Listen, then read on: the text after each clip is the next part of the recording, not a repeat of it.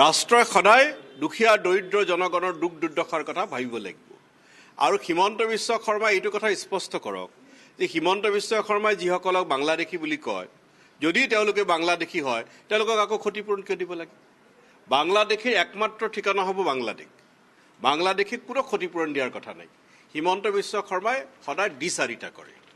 উচ্ছেদিত লোকসকলক বাংলাদেশী বুলি কয় আকৌ ক্ষতিপূৰণো দিয়ে দুইটাতো একেলগে হ'ব নোৱাৰে কবাত নহয় কবাত হিমন্ত বিশ্ব শৰ্মাই ৰাষ্ট্ৰদ্ৰোহ কৰি আছে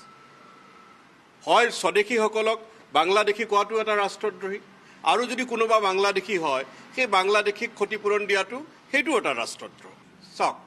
কংগ্ৰেছ চৰকাৰে সদায় দুখীয়া দৰিদ্ৰ জনগণৰ কথা চিন্তা কৰিব আৰু এইটো ৰাষ্ট্ৰৰ দায়িত্ব কল্যাণকামী ৰাষ্ট্ৰৰ দায়িত্ব আৰু যিসকলৰ সদায় উচ্ছেদৰ পূৰ্বে বিকল্প পুনৰ সংস্থাপনৰ ৰোডমেপ থাকিব লাগে